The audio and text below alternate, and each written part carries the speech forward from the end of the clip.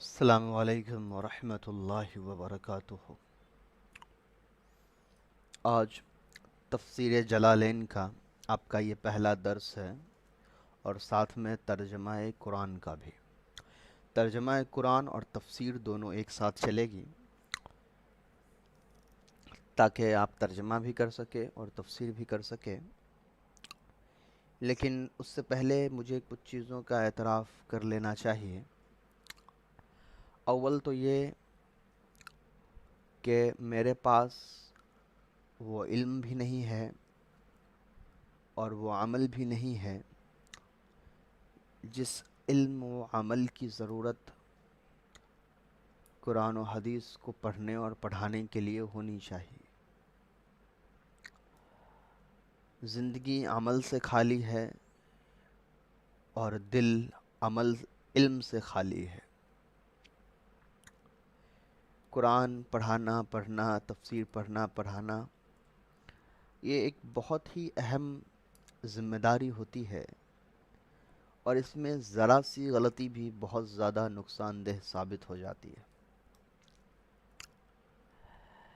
اور مجھے اپنے بارے میں یہ یقین ہے کہ میرے پاس وہ علم نہیں ہے، وہ عمل نہیں ہے، اور میں اس چیز کا اہل نہیں ہوں کہ میں قرآن کو پڑھاؤں۔ میں اس لائق بھی نہیں ہوں کہ قرآن میں سمجھاؤں، لیکن محض صرف اپنے عزیز اور محبوب طلباء کے سامنے رکھ کر ان کے جذبات، ان کی ارادے، ان کی نیتوں کو سامنے رکھ کر میں نے یہ ہمت کی ہے کہ اللہ سے دعا بھی ہے کہ اللہ کم سے کم میرے ان عزیز اور میرے دل کے بہت قریب جتنے بھی طلباء ہیں، ان کی جذبات اور ان کے علم و عمل کی برکت سے مجھے بھی قرآن پڑھنے اور اس پر عمل کرنے اور قرآن کو سمجھانے والا علم و عمل و کیفیت عطا فرما دیں۔ ورنہ حقیقت تو یہ ہے کہ میں مکمل طور پر اپنی کوتاہی، غفلت اور لا علمی کی وجہ سے اس ہنر سے اور اس فن سے بالکل خالی ہوں۔ اس لیے آپ بھی میرے لیے دعا کریں کہ اللہ مجھ سے آپ کے دعاؤں کے آمین کے طفیل کچھ فائدہ دلوا دے آپ کو، اور میں بھی بار بار کثرت سے اپنی لا علمی، اپنی بے عمل زندگی کی معافی اللہ سے مانگتا رہوں۔ جو تفسیر ہے، اس کے پڑھنے کے بہت سارے چیزیں ہیں اس کے اندر، یعنی تفسیر کو پڑھنے سے پہلے کتنی چیزیں پڑھنی چاہیے، کن کن علوم کا آنا ضروری ہے، یہ تمام چیزیں آپ اصول تفسیر میں پڑھ لیں گے۔ اس لیے یہاں ان تمام بحثوں کو جو ہے چھیڑنا مناسب نہیں ہے، اس لیے ڈائریکٹلی ہم تفسیر پر آئیں گے۔ لیکن تفسیر کو شروع کرنے سے پہلے تفسیر کے جو کچھ آداب ہیں اس کو آپ یاد رکھ لیں اور زندگی میں ہمیشہ اس پر عمل کریں۔ پہلا تو یہ کہ آپ بغیر وضو کے تفسیر کے درس میں آپ نہیں بیٹھیں گے۔ دوسرا، کوشش کرے اگر کوئی عذر نہ ہو، کوئی پریشانی نہ ہو تو دو جانو بیٹھے جب تک یہ درس چلتا ہے۔ اگر کوئی عذر ہو تو دو جانو نہ بیٹھے، لیکن ٹیک ہرگز نہ لگائیں بغیر کسی عذر کے۔ تیسرا، موبائل کے پی ڈی ایف سے یا کمپیوٹر کے پی ڈی ایف سے آپ تفسیر نہیں پڑھیں گے۔ اگر آپ کے پاس تفسیر کی ہارڈ کاپی موجود ہے تو تفسیر کی ہارڈ کاپی آپ اپنے سامنے رکھیے، موبائل سے پڑھیے، لیکن آپ اپنی عبارت کو پڑھیں گے تفسیر کی کتاب سے، اس کو چھوئیں گے، اس کو ہاتھ سے ٹچ کریں گے، تو اپنی تفسیر کی ہارڈ کاپی جو ہے اس کو آپ ٹچ کریں گے۔ اور ایک بات میرے لیے ہے کہ دوران تدریس مجھ سے کوئی غلطی ہو جائے، میرے کم علم کی وجہ سے، میرے غفلت اور سستی اور مطالعے نہ کرنے کی وجہ سے، اگر آپ کو معلوم ہو کہ مجھ سے کہیں پر کوئی غلطی ہوئی ہے تو مجھے ضرور اس کو بتا دیں، اور میں اپنی طرف سے بھی اپنی غلطیاں تلاش کرتا رہوں گا، اور درس کے بعد بھی اگر مجھ سے کوئی غلطی ہو گئی تو بعد میں آپ کو میسج کر کے بتا دوں گا، ویڈیو میں ایک نوٹ چھوڑ دوں گا، جس سے آپ کو سمجھ میں آ جائے گا کہ میں نے کہاں پر کیا غلطی کی ہے اور وہ صحیح اس کا طریقہ کیا ہے۔ اب اس جلالین تفسیر کو شروع کرنے سے پہلے ہم سمجھتے ہیں کہ اس کا نام جلالین کیوں پڑا۔ تفسیر جلالین اصل میں دو امام جن کے نام میں جلالین لگا ہوا تھا۔ جلالین اصل میں تثنیہ کا صیغہ ہے جو اس طرف اشارہ کر رہا ہے کہ اس تفسیر کو دو جلالین نے لکھا ہے۔ ایک تھے علامہ جلال الدین محمد بن احمد المحلی یا المحلہ، یہ تھے، انہوں نے اس تفسیر جلالین کی شروعات کی اور اس کو سورہ کہف سے شروع کیا اور سورہ ناس تک ختم کیا، اور اس کے بعد پھر سورہ فاتحہ اور سورہ بقرہ کی تقریباً غالباً شاید 22 آیتیں، 1 سے 22 آیت تک کی تفسیر انہوں نے کی۔ تو یہ تھے پہلے۔ پھر ان کے شاگرد تھے جو بہت بڑے عالم ہوئے، مشہور ہوئے، ان کا نام بھی تھا علامہ جلال الدین عبد الرحمن بن ابی بکر السیوطی، جن کو ہم جلال الدین سیوطی رحمۃ اللہ علیہ، جلال الدین سیوطی کے نام سے جانتے ہیں، مشہور ہیں۔ تو یہ ان کے شاگرد ہیں، امام محلی کے شاگرد ہیں یہ سیوطی رحمۃ اللہ علیہ۔ تو جو حصہ بچ گیا تھا، یعنی سورہ بقرہ سے لے کر سورہ اسراء تک کا جو حصہ بچ گیا تھا، اس کو پھر یہ جلال الدین سیوطی رحمۃ اللہ علیہ نے مکمل کیا ہے۔ تو اس لیے اس تفسیر کا نام جلالین پڑ گیا، کیونکہ دو امام جن کی شروع میں جلالین لگا ہے، جلال الدین اصل میں جلال لگا ہوا ہے، انہوں نے اس کو لکھا ہے۔ میرے پاس جو نسخہ ہے اس کے شروع میں آپ کو الحمدللہ سورہ فاتحہ ملے گا، لیکن جو پرانے نسخے ہیں اس میں آپ کو ڈائریکٹلی تفسیر جلالین جو ہے وہ سورہ بقرہ سے شروع ہے، اور سورہ فاتحہ بالکل کلوز برب الناس کے بعد ہے، یعنی سورہ ناس کے بعد سورہ فاتحہ لکھا ہوا ہے۔ اس کی وجہ میں نے آپ کو پہلے ہی بتا دی کہ یہ تفسیر بیچ سے شروع ہوا تھا، سورہ کہف سے شروع کیا، سورہ ناس کو مکمل کیا، اور پھر سورہ فاتحہ پر آئے وہ۔ اس کے بعد ان کا انتقال ہو گیا، تو ان کے جو شاگرد ہے جلال الدین سیوطی رحمۃ اللہ علیہ، انہوں نے پھر سورہ بقرہ سے جتنے حصے چھوٹ چکے تھے سورہ اسراء تک اس کو مکمل کیا ہے۔ تو پہلے کے نسخے میں جو جیسی ترتیب سے تفسیر لکھی گئی ویسے ہی تفسیر سے ڈال دی گئی۔ بعد کے نسخوں میں پھر یہ کیا گیا کہ سورہ فاتحہ کو شروع میں لایا گیا، اور اس کے بعد پھر جو ترتیب ہے اس کی سورہ بقرہ اور قل اعوذ برب الناس تک، وہاں تک اس کو پہنچایا گیا۔ تو یہ اس کا نام ہے جلالین، اس کا نام رکھنے کی وجہ یہ پڑی، اور تھوڑی سی میں نے آپ کو اس تفسیر کے بارے میں بتا دی کہ یہ کون تھے، کس نے اس کو لکھا ہے، اور سورہ فاتحہ کہاں پہ تھا اور سورہ بقرہ کہاں پہ ہے۔ اب کچھ خاصیت اس تفسیر کے بارے میں سن لیجئے۔ اس تفسیر کی خاصیت یہ ہے کہ اکثر علماء کا یہ کہنا ہے کہ یہ تفسیر اصل میں قرآن کا عربی ترجمہ ہے، اور کچھ جو گہرے مطالعے، اور کیونکہ ہر ایک کی اپنی سمجھ ہے تو ہر ایک نے اپنی سمجھ کے مطابق اس تفسیر کی تشریح کی ہے، تو کچھ علماء نے یہ کہا کہ یہ تفسیر کا بہت ہی مختصر عربی کا ترجمہ ہے۔ وہیں کچھ علماء کی جماعت، جو اہل علم کی جماعت ہے، انہوں نے یہ کہا کہ یہ مختصر تفسیر ہے قرآن کی، جس کے اندر الفاظ تو بہت کم استعمال کیے گئے ہیں، مگر ان الفاظ کے اندر معنی بہت گہرے چھپے ہوئے ہیں۔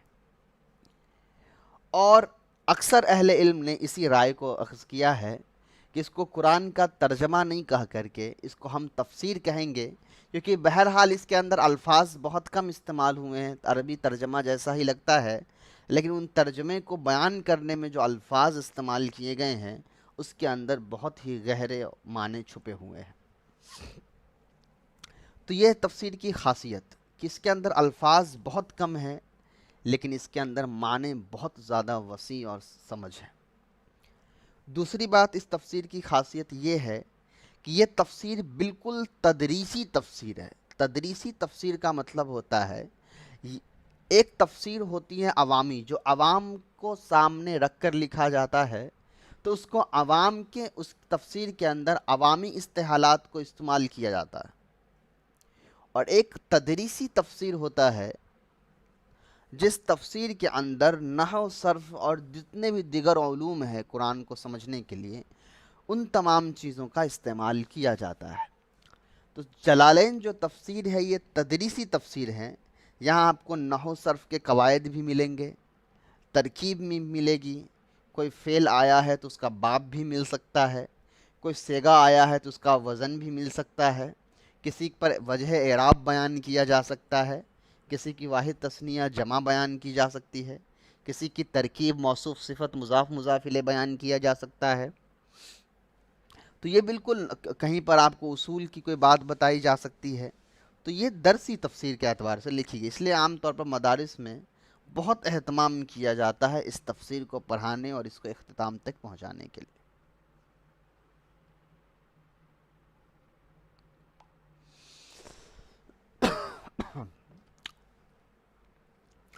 اب اس تفسیر کو ہم شروع کریں گے۔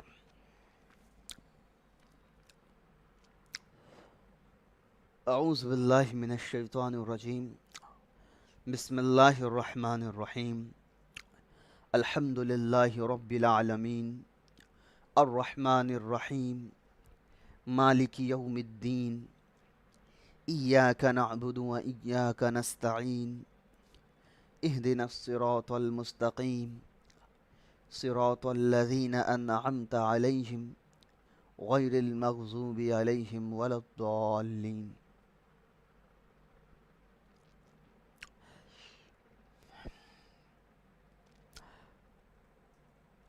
اگر آپ غور کریں گے تو آپ دیکھیں گے کہ اس تفسیر میں آیت کی نمبرنگ ڈیفرنٹ کی گئی ہے۔ بسم اللہ الرحمن الرحیم کو پہلی آیت مانی گئی ہے۔ اس کی وجہ ہے وہ انشاءاللہ آپ تفسیر کے اندر پڑھیں گے۔ فی الحال ابھی ترجمہ دیکھ لیتے ہیں۔ ترجمہ، آپ چونکہ یہ ترجمہ قرآن ہے تو میں کچھ لغت بھی بتانے کی کوشش کروں گا، اور کچھ لغت چھوٹ سکتی ہیں، کچھ لغت میں بتانے کی کوشش انشاءاللہ کروں گا۔ چلیں، تھوڑی سی جو تحقیق ہوگی انشاءاللہ اپنے استطاعت کے مطابق کریں گے۔ بسم اللہ الرحمن الرحیم میں تو باہر فجر ہے، اسم کو نام کو ہی کہتے ہیں، اس کی جمع اسما آتی ہے، پھر اللہ ہے، اللہ کی تحقیق تفسیر میں خود آ جائے گی، اللہ ورڈ کی، لفظ کی۔ رحمان اس کے ترجمہ ہوتا ہے مہربان۔ اب یہ جو ہے وہ اس میں صفت ہے اور اس کی آگے تحقیق آئے گی انشاءاللہ، میں بتاتا ہوں۔ رحیم جو ہے یہ فعیل کے وزن پر ہے، اس کے معنی ہوتے ہیں نہایت رحم کرنے والا، یہ بھی مبالغہ کا صیغہ ہے۔ الحمد جو ہے یہ اسم ہے، مصدر ہے، حمید احمد باب سے۔ پھر للہ رب العالمین ہے، حمد مطلب ہوتا ہے تعریف، رب کی جمع ارباب آتی ہے، اور عالمین جو ہے یہ عالم کی جمع ہے۔ پھر رحمان اور رحیمی ہے، مالک آ گیا تو مالک جو ہے یہ اس میں فاعل کا صیغہ مانا گیا ہے، مالک یملکو سے۔ نعبدو جو ہے یعبد یعبدو سے جمع متکلم کا صیغہ ہے، نستعین بھی جمع متکلم کا صیغہ ہے باب استفعال سے۔ اہدنا جو ہے ہدا یہدی ضرب یضری باب سے امر واحد مذکر حاضر کا صیغہ ہے۔ صراط راستے کو کہا جاتا ہے، اور یہاں اصل میں لغت میں اس کا جو یہاں پر جو ترجمہ ہے وہ راستہ ہی ہے۔ مستقیم جو ہے وہ مضبوط اور سیدھا درست کے معنی آتے ہیں۔ استقامہ یستقیم سے اس میں مستقیم اس میں فاعل کا صیغہ ہے، اور انعمتا جو ہے یہ واحد مذکر حاضر کا صیغہ ہے باب افعال سے۔ مغضوب جو ہے وہ اس میں مغضوب اس میں مفعول کا صیغہ ہے، اغضب اغضب غضب غضب یغضب غاضب مغضوب، تو غضب یغضب سے سمی اسم واپس مفعول کے وزن پہ۔ اور ضالین جو ہے یہ اس میں فاعل کا صیغہ ہے، ذل یذل ضلالۃ سے ضالین۔ اس میں ہو سکتا ہے کچھ ورڈ کی الگ تحقیق بھی ہو، کیونکہ عربی کے اس میں کچھ ایسے ورڈ ہیں، الفاظ ہیں جن کی الگ تحقیق بھی ملتی ہیں کچھ دوسری کتابوں میں، تو اس میں سے جو آسان تھا وہ تحقیق میں نے بتائی ہے، اور بھی دوسری تحقیقیں ہیں اس کے اندر۔ اب ترجمہ دیکھ لیجیے، بسم اللہ الرحمن الرحیم تو باہر فجر ہے، اس سے پہلے کوئی ایک فعل چھپا ہوا مانا جاتا ہے، تو بسم اللہ الرحمن الرحیم، تو اس سے پہلے کوئی ابدا یا اشرا یا اقرؤ فعل جو ہے چھپا ہوا مانا جاتا ہے، پھر ہم ترجمہ کرتے ہیں، میں شروع کرتا ہوں یا میں پڑھتا ہوں اللہ کے نام سے جو نہایت مہربان اور رحم کرنے والا ہے۔ الحمدللہ رب العالمین، تعریفیں اللہ ہی کے لیے ہے، رب العالمین جو تمام جہانوں کا رب ہے۔ میں بالکل لفظی ترجمہ کروں گا، الرحمن نہایت رحم کرنے والا، نہایت مہربان، اور رحیم الرحیم بہت رحم کرنے والا ہے۔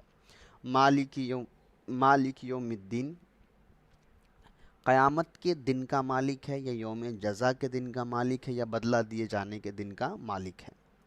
ایاک نعبدو، ایاک آپ ہی کی، نعبدو ہم عبادت کرتے ہیں، و ایاک اور آپ ہی کی، نستعین ہم مدد مانگتے ہیں۔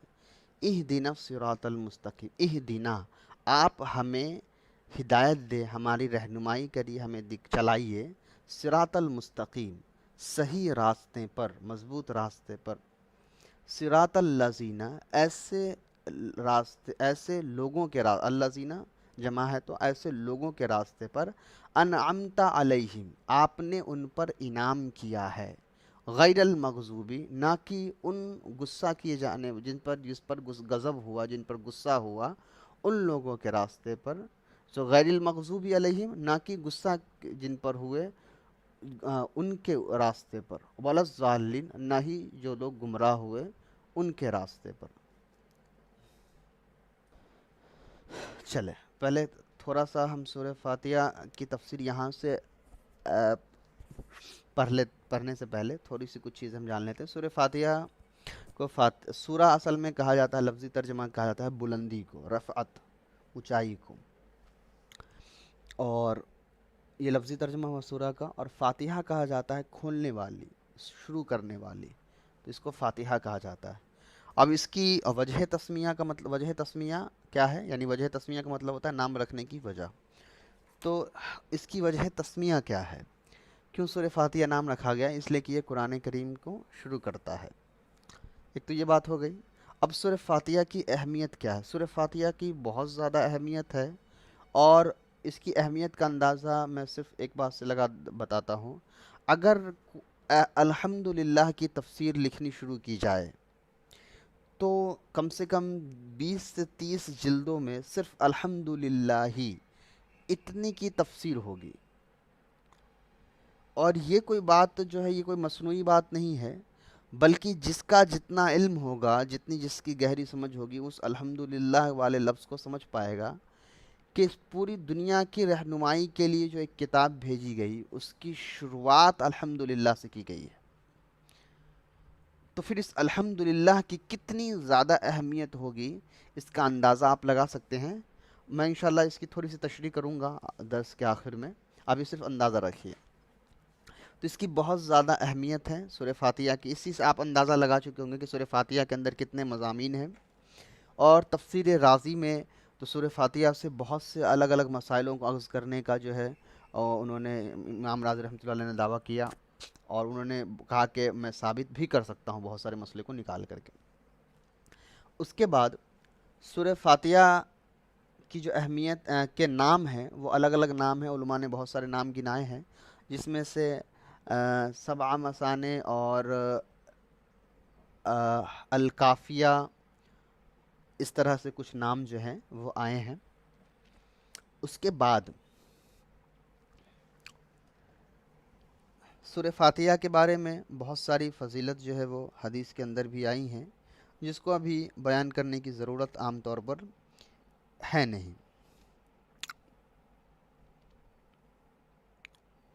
اس کی جو فضیلت ہے اس کو تھوڑا سا آپ اگر ایسے سمجھ لیں تو آپ سمجھ لیجئے، اس کو ہر نماز میں پڑھنے کے لیے کہا گیا، یہ ایک دعا ہے جو اللہ تعالیٰ نے اپنے بندوں کو سکھلائی ہے، اور یہ جو ہے وہ قرآن کو شروع کرنے والی کتاب ہے۔ اس کے علاوہ بہت سارے علماء نے یہ لکھا ہے کہ سورہ فاتحہ جو ہے وہ کتاب پوری قرآن کا متن ہے، متن کا مطلب ہوتا ہے ایک ٹیکسٹ، ٹھیک ہے، ایک کچھ لفظ لکھے ہوئے ہیں، کچھ جملے لکھے ہوئے ہیں، اور اس کی شرح پوری قرآن ہے. یعنی اس کو اگر بہت آسان انداز میں سمجھاؤں، متن کہا جاتا ہے اوریجنل ٹیکسٹ کو، اور شرح کہا جاتا ہے ایکسپلینیشن کو، تفسیر کو، تشریح کو. تو علماء نے یہ لکھا ہے کہ قرآن مجید کے اندر جتنی بھی چیزیں ہیں اس کو بہت سمرائز کر کے بہت مختصر انداز میں سورہ فاتحہ کے اندر بیان کر دیا گیا ہے. یعنی سورہ فاتحہ کے اندر دو گروپوں کا ذکر کر دیا گیا، ایک کامیابی اور ایک ناکامیابی. اور پوری قرآن جو ہے سورہ فاتحہ کے بعد وہ اسی کامیابی اور ناکامیابی کے الگ الگ پہلوؤں پر ذکر کر رہی ہیں. کامیاب لوگ کون ہیں، ناکامیاب لوگ کون ہیں، کامیاب لوگوں کے کیا انعامات ہیں، ناکامیاب لوگوں پر کیا سزائیں ہیں، کامیاب لوگوں کے ساتھ کیا معاملہ ہوا تھا پچھلی تاریخ میں، پچھلی امتوں میں، اور کامیاب لوگوں کے ساتھ کیا ہوا، ناکامیاب لوگوں کے ساتھ کیا ہوا. یہ ساری کی ساری چیزیں اس کے اندر ہے. تو اس لیے انہوں نے کہا کہ سورہ فاتحہ ایک متن ہے، اوریجنل ٹیکسٹ ہوا. مطلب اس کا مطلب یہ نہیں کہ سورہ فاتحہ کے علاوہ اوریجنل نہیں، میں ایک متن کو سمجھانے کی کوشش کر رہا ہوں. جیسے کہ آپ دیکھیے سورہ فاتحہ یہاں 7 آیتیں ہیں، تو اس کو ہم کہیں گے یہ متن ہے، ٹھیک. اور باقی اس کی آگے کی جو کتاب جو باتیں تفسیر یہاں لکھی ہوں گی اس کو ہم کہیں گے یہ تشریح ہے، اس کا ایکسپلینیشن ہے. تو یہ باتیں جو ہے انہوں نے علماء نے لکھا ہے. چلیے اب آ جائیے سورہ فاتحہ کی تحقیق پر. سورۃ الفاتحہ تھی مکیۃ، یہ مکی آیت ہے. کچھ علماء کا کہنا ہے کہ یہ مدنی آیت ہے، اور ان دونوں کے پاس اپنی دلیل ہے. اس لیے اگر میں جب بھی آپ یاد رکھیں، میں عام طور پر الگ الگ رائے کو جلدی بیان نہیں کرتا ہوں، لیکن الگ الگ رائے کو جب میں بیان کر رہا ہوں اس کا مطلب یہ نہیں ہوتا ہے کہ میں آپ کو کنفیوژن کریٹ کر رہا ہوں، بلکہ میں یہ بتانا چاہ رہا ہوں کہ ایک چیز کو دو ڈیفرنٹ انداز میں سمجھا جا سکتا ہے، اور ہر علماء کے پاس اپنے دلیلیں ہوتی ہیں، اپنی ریفرنس ہوتی ہیں. اور وہ چیزیں آپ جب حدیث پڑھیں گے تو آپ کو سمجھ میں آئے گا کہ آپ کے سامنے ہر قسم کی حدیثیں آئیں گی، اور آپ ہر قسم کی حدیثوں سے مسائل کو نکالیں گے. تو کچھ علماء کا کہنا ہے کہ یہ مکی ہے، کچھ علماء کا کہنا ہے کہ یہ مدنی ہے، اور دونوں کے پاس اپنی اپنی دلیلیں ہیں. وہ دلیل ہم کو یہاں بیان کرنے کی ضرورت نہیں، اس لیے کہ ہم علماء کے ڈسکشنز کو بیان نہیں کر رہے، ہم تفسیر پڑھ رہے ہیں. اور ان دونوں کے درمیان تطبیق کا مطلب یہ ہوتا ہے کہ دو اگر ڈیفرنٹ اسٹیٹمنٹ آ گیا، دو الگ الگ رائے اگر سامنے آ گئی ہے، تو کیا کوئی ایسی گنجائش، ایسی صورت موجود ہے جس سے وہ دونوں رائے اصل میں دو الگ الگ رائے نہیں ہے، وہ رائے ایک ہی ہے، دو الگ الگ ذریعے سے بیان کیا گیا ہے. یا دو الگ الگ رائے ہیں تو ان دونوں رائے کے اندر آپس میں اختلاف اور تضاد نہیں ہے، بلکہ وہ دونوں رائے ایک دوسرے کو سپورٹ کرنے والی ہے. تو وہ ریفرنس ملتا ہے. بعض علماء نے یہ لکھا ہے کہ تحقیق سے کہ کیونکہ دونوں آپ اصول تفسیر میں پڑھیں گے، اس لیے میں یہاں ڈسکس نہیں کر رہا ہوں. سورہ فاتحہ کے بارے میں جو کہا گیا کہ کچھ صحابہ کہہ رہے مکی ہے، کچھ صحابہ کہہ رہے مدنی ہے، اور وہ دونوں صحابی بہت بڑے صحابی ہیں. تو اس کے لیے کہا جاتا ہے کہ یہ اصل میں کیا ہوا ہے کہ یہ سورہ فاتحہ 2 بار نازل ہوا ہے. قرآن کریم کے اندر 1 بار آیا ہے، لیکن حقیقی طور میں یہ 2 بار نازل ہوا ہے. اس کا مطلب نہیں کہ قرآن کریم 2 بار، مطلب یہ ہوتا ہے ایک جگہ ایک الگ سوال کے جواب میں سورہ فاتحہ نازل ہوا، دوسری جگہ پھر دوسرے سوال کے جواب میں سورہ فاتحہ آپ صلی اللہ علیہ وسلم کے دل میں ڈالا گیا کہ اس کا جواب اس میں سورہ فاتحہ کے اندر ہی ہے. تو وہاں پر آپ صلی اللہ علیہ وسلم نے پھر سورہ فاتحہ پڑھی تو صحابہ کو لگا کہ یہ سورہ ابھی نازل ہوا ہے. اس لیے کہ مسلمانوں کی 2 الگ الگ زندگی گزری ہے. مکی کی زندگی الگ گزری ہے جہاں الگ طرح کے صحابی تھے، مدینہ کے اندر جو زندگی گزری ہے وہاں الگ صحابی تھے وہاں. تو اس وجہ سے کچھ چیزیں اس کے اندر جو ہوتا ہے مکی مدنی میں ہوتا ہے. اب مکی اور مدنی آیت کہتے کہ اس کو سمجھ لیجئے. ہجرت سے پہلے جو اس کے اندر الگ الگ رائے ہیں، آپ علوم القرآن یا دوسری آپ کتاب پڑھیں گے اس میں سمجھ میں آئے گا. مکی آیت کہا جاتا ہے ان آیتوں کو جو ہجرت سے پہلے نازل ہوا ہے، اور مدنی آیت ان آیت کو کہا جاتا ہے جو ہجرت کے بعد نازل ہوا ہے. تو مکے اور مدینے سے مطلب نہیں ہوتا ہے ہجرت سے پہلے اور ہجرت کے بعد. ایسا ہو سکتا ہے کہ ہجرت کے بعد مکے میں اور کوئی آیت نازل ہو گئی ہو، تب بھی اس کو مکی آیت نہیں کہیں گے بلکہ مدنی آیت کہیں گے، کیونکہ مسئلہ یہاں ہجرت کے پہلے اور ہجرت کے بعد کا ہے. اور اس کی ایک حکمت ہے، گہرائی ہے، اصول تفسیر میں آپ پڑھیں گے. کیونکہ مکے کے اندر دعوت جو تھا وہ بہت اہم تھا، اور مدینے کے اندر تربیت تھا. تو تربیت کے سلسلے کی آیت کو آپ تربیت کی روح سے سمجھیں گے تب سمجھ میں آئے گا، شریعت کی روح سے سمجھیں گے تب سمجھ میں آئے گا، اور دعوت کی آیتوں کو دعوت کے انداز سے سمجھیں گے، دعوت کی سچویشن کو سامنے رکھ کر سمجھیں گے، تبھی سمجھ میں آئے گا۔ اسی لیے ڈفرینس پیدا کرنا اور بہت ضروری ہوتا ہے، اور اس مکی اور مدنی آیت کو سمجھ کر کے اس کو مضمون کو اور بہت آسانی سے سمجھ پاتے ہیں، ٹھیک ہے۔ اور ایک چیز اور یاد رکھیں کہ آپ ترجمہ قرآن کے لیے مفتی تقی عثمانی صاحب کی جو آسان ترجمہ قرآن ہے اس کو ضرور اپنے ساتھ رکھیے، یا خالد سیف اللہ رحمانی صاحب کی ترجمہ قرآن ہے اس کو اپنے ساتھ ضرور رکھیے۔ ہم لوگ تو یہاں کلاس میں درسی ترجمہ کریں گے، لیکن قرآن کے اندر صرف لغت کے اعتبار سے ترجمہ نہیں ہوا ہے، بلکہ اس کے لیے اور بھی دوسری چیزیں ہوتی ہیں، تو وہ ترجمے والی کتاب رکھ کر ایک بار ہمارے لغت والا جو ترجمہ ہوگا اس کو ہم ملائیں گے بھی کہ صحیح ہے یا نہیں، تو وہ تو میں یہاں آپ کے سامنے نہیں ملا سکتا، لیکن وہ آپ اپنے پاس رکھیں اس کتاب کو اور اس سے ملائیں وہ، تو میں یہاں آپ کو بالکل لفظی ترجمہ کروں گا، لیکن وہاں قرآن کے اندر ایک صحیح ترجمہ ہوتا ہے تو اس سے آپ ضرور ملائیں گے، اور آپ پڑھیں گے کہ ایسا فرق کیوں ہوتا ہے۔ اس لیے قرآن کے اندر بہت سے ڈفرینٹ میننگس ہوتے ہیں، کبھی کبھی الفاظ سیم ہوتا ہے، معنی الگ یوز ہوتا ہے۔ سبع آیاتن بالبسملتی والبسملتی، تو بسملتی بھی پڑھ سکتے ہیں، بالبسملتی ان کانت منہا، مکی ہے، 7 آیت ہے، بالبسملتی ان کانت منہا، اگر بسم اللہ اس کے اندر ہے تو، والسابعۃ، 7ویں آیت ہے، صراط الذین الی آخر، صراط الذین یعنی اگر بسم اللہ کے ساتھ ہم، اب یہ پہلے آپ لفظی ترجمہ دیکھ لیجئے، میں پھر اس کو سمجھاتا ہوں کیا ہے۔ تو جو 7ویں آیت ہوگی وہ صراط الذین سے پورا یہاں تک آخر تک ہو جائے گی، غیر المغضوب علیہم ولا الضالین تک ہو جائے گی۔ وَإِن لَمْ تَكُن مِّنْهَا، اور اگر اس میں سے نہیں ہوا، یعنی اگر بسم اللہ اس میں سے نہیں ہوا، فَالسَّابِعَةُ غَيْرُ الْمَغْضُوبِ إِلَىٰ آخِرِهَا، تو جو 7ویں آیت ہوگی وہ یہاں سے شروع ہوگی، غیر المغضوب علیہم ولا الضالین سے، ٹھیک ہے۔ اب اتنی بات پہلے سمجھ لیجئے یہاں کیا ہوا ہے، یہاں تک ہوا ہے۔ یہاں اصل میں جو کچھ امام ہیں ان کی یہ تحقیق ہے کہ بسم اللہ سورہ فاتحہ کی آیت ہے، قرآن کا یہ حصہ ہے، اس میں اختلاف نہیں ہے، قرآن کے حصے میں الگ الگ رائے نہیں ہے کہ بسم اللہ سورہ فاتحہ کا حصہ ہے یا یہ قرآن کا حصہ ہے، نہیں، سب مانتے ہیں کہ قرآن کے اندر بسم اللہ ہے۔ یہاں مسئلہ سورہ فاتحہ کے اندر ہے کہ کیا بسم اللہ الرحمن الرحیم سورہ فاتحہ کی ایک آیت ہے یا نہیں ہے، تو اس میں بصرہ اور کوفے کے علماء کے درمیان الگ الگ رائے ہیں، اور وہ رائے اس وجہ سے ہیں، قرات کی وجہ سے وہ رائے ہیں۔ اس میں سے امام شافعی رحمۃ اللہ علیہ ان کی یہ تحقیق ہے کہ بسم اللہ الرحمن الرحیم سورہ فاتحہ کی ہی آیت ہے، اور اس کے لیے وہ حدیثیں پیش کرتے ہیں، ان کی دلیل مضبوط ہے۔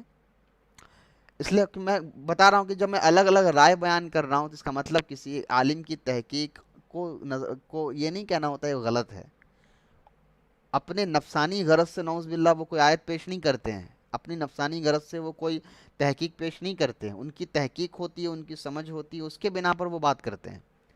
تو امام شافعی رحمۃ اللہ علیہ کا یہ کہنا ہے کہ بسم اللہ الرحمن الرحیم سورہ فاتحہ کا ایک جز ہے، اسی وجہ سے یہاں بسم اللہ الرحمن الرحیم کو انہوں نے آیت قرار دیا ہے، ٹھیک ہے۔ چونکہ علامہ جلال الدین سیوطی رحمۃ اللہ علیہ خود شافعی ہیں، تو اسی لیے انہوں نے کہا، لیکن انہوں نے معتدل اختیار کیا اور جو 2 الگ رائے ہیں ان کو بیان کیا۔ 7 آیت ہے، یہ تو سب مانتے ہیں کہ سورہ فاتحہ کے اندر 7 آیت ہیں، قرآن کے اندر اس کا ذکر آیا ہے، 7 کا لفظ آیا ہے، 7 مثانے، لیکن مسئلہ ہے کہ 7 آیت کی تعیین میں، تو اگر جو بسم اللہ الرحمن الرحیم کو پہلی آیت مانتے ہیں تو وہ صراط الذین سے لے کر ولا الضالین تک کی آیت کو ایک آیت مانتے ہیں، یعنی یہ 7واں آیت مانتے ہیں یہاں سے لے کر کے یہاں تک۔ اور جو بسم اللہ الرحمن الرحیم کو قرآن کی آیت مطلب سورہ فاتحہ کا حصہ نہیں مانتے ہیں، تو وہ یہ کیا کرتے ہیں کہ یہاں تک ایک آیت ہوتا ہے، یعنی 6ٹھی آیت، اور 7ویں آیت یہاں سے شروع ہوتی ہے، غیر المغضوبی علیہم ولا الضالین سے شروع ہوتی ہے۔ اور اس کے لیے آپ یہاں دیکھیے،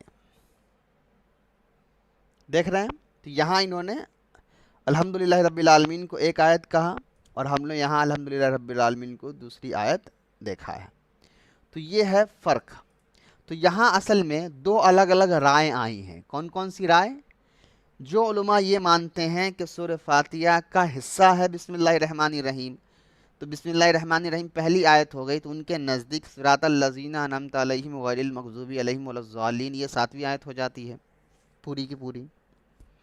اور جو بسم اللہ الرحمن الرحیم کو سورہ فاتحہ کا حصہ نہیں مانتے ہیں تو ان کے لیے پہلی آیت الحمدللہ رب العالمین ہوتی ہے.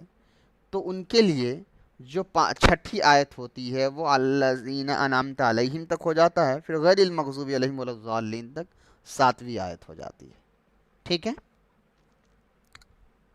چلیے یہی بات انہوں نے یہاں پہ لکھا ہے کہ مکیۃ سبع آیات بالبسملۃ ان کانت منہا، کہ 7 آیت ہیں بسم اللہ کے ذریعے، اگر بسم اللہ کو مانی جائے اس میں تو پھر 7ویں آیت ہوگی صراط الذین الی آخر. تو صراط الذین الی آخر یہ 7ویں آیت ہوگی کب؟ جو ہم بسم اللہ کو اس کا حصہ مانیں گے. اس کے بعد ہے وَإِن لَمْ تَكُنْ مِنْهَا، کہ اگر بسم اللہ کو ہم نہیں مانیں سورہ فاتحہ کا حصہ اگر ہم بسم اللہ کو نہیں مانیں تو فَالسَّابِعَةُ غیر المغضوب علیہم ولا الضالین یہاں تک. تو جو 7ویں آیت ہوگی وہ یہاں سے شروع ہوگی، غیر المغضوب علیہم ولا الضالین یہاں تک چھٹی. یہ یہاں پر انہوں نے بتایا.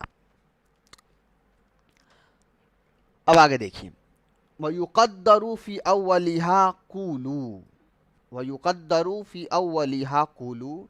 یقدر مطلب ہوتا ہے مقدر مان لینا. مقدر کا مطلب ہوتا ہے کوئی لفظ لکھا ہوا نہیں ہے لفظوں میں، ہم مانتے ہیں کہ یہاں پر چھپا ہوا ہے، تو اس کو ہم کہتے ہیں یقدر، مان لینا، مقدر ماننا. تو یقدر فی اولہا قولو، اس کے شروع میں قولو چھپا ہوا ہے. کس کے شروع میں؟ اگر بسم اللہ آپ مانتے ہیں تو بسم اللہ سے پہلے قولو چھپا ہوا ہے، اور اگر آپ بسم اللہ کو نہیں مانتے ہیں قرآن کا حصہ تو پھر الحمدللہ سے پہلے قولو چھپا ہوا ہے. بہرحال دونوں صورتوں میں قولو کا ایک لفظ چھپا ہوا ہے. قولو کا مطلب ہو گیا تم لوگ کہو. تو اگر بسم اللہ کو مانیں گے تو ہو جائے گا تم لوگ کہو بسم اللہ الرحمن الرحیم، پھر یہ پوری آیت پڑھو. اور اگر بسم اللہ کو نہیں مانیں گے تو ہوگا تم لوگ کہو الحمدللہ رب العالمین، پھر یہ پوری آیت پڑھو. تو بات صحیح ہے دونوں. اب ہے کہ قولو کیوں مانی گئی ہے؟ لِيَكُونَ مَا قَبْلَهَا إِيَّاكَ نَعْبُدُ مُنَاسِبًا لَهُ بِكَوْنِهَا مِن مَقُولِ الْعِبَادِ. اب کالا کے بارے میں آپ جانتے ہیں کہ کال، اچھا میں پہلے لفظ ترجمہ کر دوں تاکہ وہ ہو جائے ما قبلہا جو اس کے پہلے ہے، ایاک نعبدو مناسبا لہو اس کے مناسب ہو جائے، بکونہا اس کے ہو جانے کی وجہ سے، من قول العباد من مقول العباد بندوں کے مقولے کے، بندے کے مقولے میں سے. تو یہ لفظی ترجمہ ہوا، اور اصل ترجمہ کیا ہوا؟ تاکہ وہ جو قولو ہے، وہ قولو کو پہلے جمع کیوں لایا گیا ہے؟ کیونکہ نعبدو جمع ہے، تو اس کے مناسبت کی وجہ سے قولو کو جمع لایا گیا. ایک تو پہلے یہ بات. اور قولو کے اندر ہم نعبدو کے اندر ایک بندہ کہہ رہا ہے صاف طور پر، تو اسی لیے یہاں پر قولو جو ایک فعل ہے اس چھپانا ہے. اور کالا یقولو کے بارے میں آپ یہ بات جانتے ہیں کہ کالا یقولو جو ہوتا ہے وہ فعل فاعل مل کر قول بنتا ہے، اور کالا کے بعد جو پورا جملہ ہوتا ہے اس کو ہم مقولہ کہتے ہیں. تو قولو کو اگر ہم فعل پیچھے چھپا ہوا مانیں گے تو بسم اللہ سے لے کر الضالین تک، یا پھر الحمدللہ سے لے کر آخر تک، یہ پورا کا پورا جملہ جو ہے وہ مقولہ بنے گا. اور وہ مقولہ کس کا بنے گا؟ بندوں کا، یعنی بندے وہ بات کہہ رہے ہیں. اب سمجھ میں آیا؟ اب پھر سے ایک بار سمجھ لیجئے تاکہ اور آسان ہو جائے. پہلی بار ہے، تفسیر ہے تو مشکل لگے گا، لیکن کچھ جب آپ پیجز اس کے کر لیں گے تو دھیرے دھیرے تفسیر کا انداز آپ کو سمجھ میں آ جائے گا. مکیتن بات کمپلیٹ ہو گئی. سبع آیاتن بالبسملۃ ان کانت منہا، 7 آیتیں ہیں اس کے اندر سورہ فاتحہ کے اندر اگر بسم اللہ اس کے اندر مانا جائے. تو اگر بسم اللہ اس کے اندر مانا جائے گا تو والسابعۃ صراط الذین الی آخر غیری. تو پھر جو 7ویں آیت ہے وہ صراط الذین سے لے کر پورا آخر غیر المغضوب علیہم ولا الضالین تک مانی جائے گی، علیہم ولا الضالین تک مانی جائے گی. وَإِن لَمْ تَكُنْ مِنْهَا، اور اگر سورہ بسم اللہ کو سورہ فاتحہ کا حصہ نہ مانا جائے تو فالسابعۃ غیر المغضوب الی آخرہا، پھر 7ویں جو آیت ہوگی وہ غیر المغضوب علیہم ولا الضالین تک مانی جائے گی. یہاں تک تو بات سمجھ میں آ گئی. مسئلہ کہاں پہ ہوا؟ یقدرو سے. تو وہ یقدرو فی اولہا قولو، کولو کو جو ہے وہ اس کے شروع میں مقدر مانا گیا ہے، یعنی مان لیا گیا کہ یہاں پر کولو کا لفظ جو ہے وہ چھپا ہوا ہے. اب یا تو وہ بسم اللہ کے شروع میں مانیے یا آپ سورت کے شروع میں مانیے. لیکونوا ما قبلہا ایاک نعبدو مناسبا لہو. اب اس کو میں آسان سمجھ میں کہتا ہوں کہ یہ ایاک نعبدو کا آپ جملہ معترضہ مان لیجئے. ٹھیک ہے، اب ایاک نعبدو کا آپ ابھی مت پڑھیے. لیکونا ما قبلہا مناسبا لہو، تاکہ ہو جائے جو اس سے پہلے ہے، مناسبا لہو اس کے متعلق، اس کے مناسب ہو جائے. تو ما قبل ایاک نعبدو مناسبا لہو. اب دیکھیے، اب آپ ما قبلہ کو جوڑ دیجئے ایاک نعبدو سے، تاکہ وہ ہو جائے جو ایاک نعبدو سے پہلے جو لفظ ہے وہ مناسب ہو جائے ایاک نعبدو کے لیے. اب سمجھ میں آیا؟ مطلب یہ ہے ایاک نعبدو سے پہلے کیا ہے؟ کولو کا لفظ اگر ہم مقدر مانیں گے تو کولو چونکہ جمع ہے اور نعبدو بھی جمع کا صیغہ ہے، تو اگر ہم کولو کو جمع کا صیغہ مقدر مانیں گے تو نعبدو بھی جمع ہے اور کولو بھی جمع ہے، تو یہ دونوں ایک دوسرے کے مناسب رہے گا. تو اس لیے نعبدو کو سامنے رکھ کر کے ہم نے جمع کا ہی صیغہ لایا، کیونکہ بندہ نعبدو جمع متکلم کا صیغہ یوز کر رہا ہے. تو جمع متکلم کا صیغہ یوز ہی اسی لیے تو کر رہا ہے، استعمال اسی لیے کر رہا ہے کیونکہ اس سے پہلے لوگوں کو جمع کو حکم دیا گیا تھا. کیونکہ اگر واحد کو حکم دیا جاتا تو جمع کیوں کہتا کہ ہم عبادت کرتے ہیں آپ کی. تو چونکہ ہم عبادت کرتے ہیں آپ کی یہ جمع کا لفظ ہے، اسی لیے اس سے پہلے بھی ہم کو جمع کا صیغہ لانا پڑے گا، تو تبھی وہ مناسبت بیٹھے گی دونوں کے اندر. یعنی سب کو حکم دیا گیا اور سب نے کہا، جمع کو حکم دیا گیا اور جمع نے اس کا جواب دیا، یہ لفظ مطلب ہوگا. اسی کا مطلب ہے مناسبا لہو بیکونہا من معقول العبادی. اور یہ پورا جملہ جو ہے وہ ہو جائے گا بندے کا مقولہ. قول اور مقولہ آپ جانتے ہیں، قال فعل فاعل قول بنتا ہے اور قال کے بعد جو بات کہی جاتی ہے وہ مقولہ بنتا ہے. تو قولو کے بعد جو پورا کا پورا جملہ جو ہے وہ مقولہ بن جائے گا، اور یہ مقولہ بندوں کا بنے گا، یعنی بندہ یہ ساری باتیں پھر کہہ رہا ہوگا. چلیے اب آگے دیکھیے. بسم اللہ الرحمن الرحیم، اس کی تحقیق ہو گئی. الحمدللہ، تمام تعریف اللہ کے لیے. جملۃ خبریۃ، یہ الحمدللہ جو یہ جملہ خبریہ ہے، مبتدا خبر. قصیدہ بہا، قصیدہ میں کیوں پڑھ رہا ہوں؟ اس لیے کہ عام طور پر حرف جر سے اگر کوئی جملہ فعل کے بعد فوراً حرف جر آتا ہے تو 80% 90% چانس ہوتا ہے کہ وہ فعل مجہول ہی ہوگا پھر، اور اس کے بعد اس کا نائب فاعل ہوگا. قصیدہ بہا الثناء، اس سے قصد کیا گیا ہے، یعنی اس جملے خبریہ سے قصد کیا گیا ہے. الثناء علی اللہ، ثنا مطلب ہوتا ہے تعریف، اللہ کی تعریف کرنا. بمضمونہا، اور اس کے مضمون کے ذریعے. مضمون کہتے ہیں کسی چیز کے اصل کو، تو مضمونہا یعنی اس جملے کا جو اصل ہے وہ ہے الا انہ تعالی، کہ بے شک وہ اللہ تبارک و تعالی مالک ہے، لجمیع الحمد، تمام حمد کے مالک ہیں، یعنی تمام حمد کے حقدار ہیں. من الخلق، مخلوق سے. او مستحق، اور مستحق ہیں. لئن یحمدوہ، اس چیز کا کہ وہ لوگ، یعنی وہ لوگ ان کی تعریف کریں. تو یہ لفظی ترجمہ ہو گیا. اب پورا ترجمہ دیکھ لیجئے. الحمدللہ جملۃ خبریۃ، الحمدللہ جملہ خبریہ ہے. قصیدہ بہا الثناء علی اللہ بمضمونہا الا، اور اس جملہ خبریہ سے ارادہ کیا گیا ہے اللہ تعالیٰ کی تعریف کا اس مضمون جملہ، یعنی اس کے اصل جملے سے. اور تو اس کا اصل جملہ اس طریقے کا ہوگا کہ انہ تعالی مالک لجمیع الحمد من الخلق، کہ اللہ تعالیٰ جو ہے وہ مخلوق کی طرف سے تمام تعریفوں کا حقدار ہے، اصل مالک ہے. او مستحق، اور وہ مستحق ہے. لئن یحمدوہ، کہ اس کی جو ہے وہ تعریف کرے بندے لوگ. یحمدو کے اندر جمع مذکر غائب کی ضمیر ہے. اتنی بات ہو گئی. واللہ، اور اللہ جو ہے، علم، ایک نام ہے. علی المعبودی بحق، علی المعبودی بحق. علی المعبود، علی کو آپ ابھی چھوڑ دیئے. معبود بحق، معبود بحق ایک تعبیر ہے جس کا اردو میں ہم ترجمہ کرتے ہیں معبود حقیقی. معبود حقیقی کا مطلب ایک وہ حقدار عبادت کا. معبود اس میں مفعول کا صیغہ ہے. ایک وہ جو حقدار ہے اصل عبادت کا، تو وہ اللہ ہی ہے، تو معبود برحق یا معبود حقیقی سے مراد اللہ ہی ہوتا ہے۔ تو کہہ رہے ہیں کہ اللہ علم، اور اللہ جو ہے وہ علم، یعنی اللہ جو لفظ ہے وہ نام ہے اس ذات کا جو حقیقی طور پر معبود برحق ہے۔ تو اللہ علم علی المعبودی بحق، اللہ جو ہے وہ نام ہے اس معبود حقیقی کا، یعنی اللہ نام ہے اس ذات کا جو حقیقت میں عبادت کے لائق ہے۔ تو یہ اللہ کے لفظ کی تشریح ہو گئی۔ اس کے علاوہ تفسیر کتابوں میں اللہ کے الگ الگ تشریح ہیں، یہ بہت آسان مختصر تشریح ہوئی۔ رب العالمین، تو رب العالمین کی تفسیر کیا بیان کر رہے ہیں؟ ای مالکو جمیع الخلقی من الانس والجن والملائکۃ والدواب وغیرہم، یعنی وہ رب العالمین کا ترجمہ ہوا تمام جہانوں کا رب۔ تو اس سے مراد کیا ہے؟ یعنی وہ مالک ہے جمیع الخلقی، تمام مخلوقات کا، چاہے وہ مخلوقات انسان میں سے ہو، جن میں سے ہو، ملائکہ میں سے ہو، چوپائے میں سے ہو، یا غیرہم یا ان کے علاوہ میں سے ہو، یعنی دنیا میں جتنی بھی قسم کی مخلوقاتیں موجود ہیں ان تمام مخلوقات کا جو ہے وہ رب ہے۔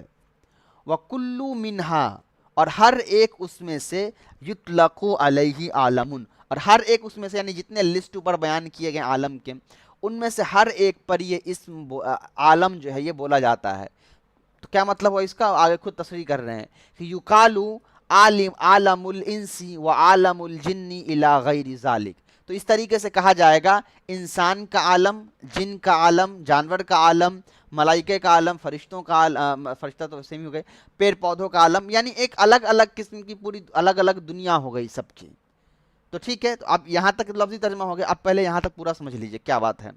یہاں کہہ رہے ہیں کہ رب العالمین کی تشریح کر رہے ہیں کہ ای مالک جمیع الخلق من الانس والجن والملائکۃ والدواب وغیرہم، کہ رب العالمین کا مطلب ہے کہ وہ مالک ہے تمام چیزوں کا، مخلوقات کا، اور وہ مخلوقات چاہے وہ انسان ہو، جن ہو، فرشتے ہو، چوپائے ہو، پیڑ پودے، جتنی بھی چیزیں بنائی گئی وہ تمام چیزوں کا وہ اکیلا مالک ہے۔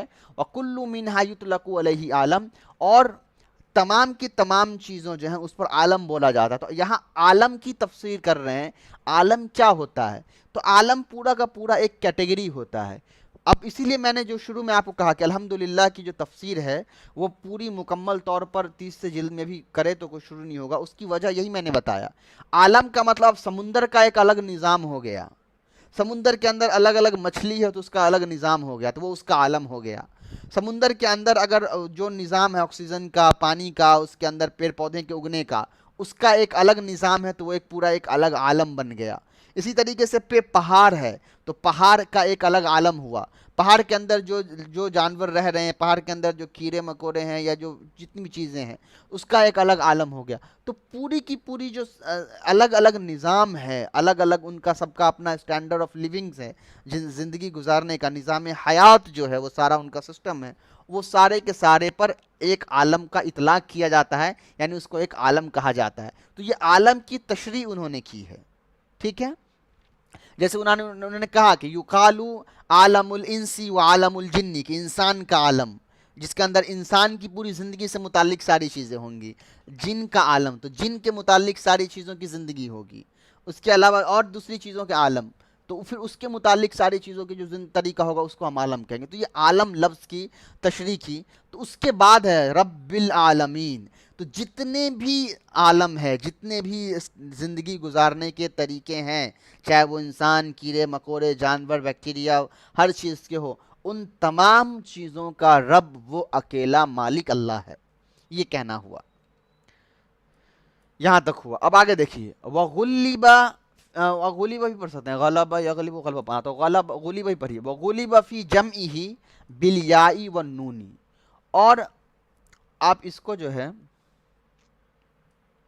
اس کو جملہ معترضہ مانی۔ اب آپ کہیے گا کہ میں ایسا کیوں کر رہا ہوں؟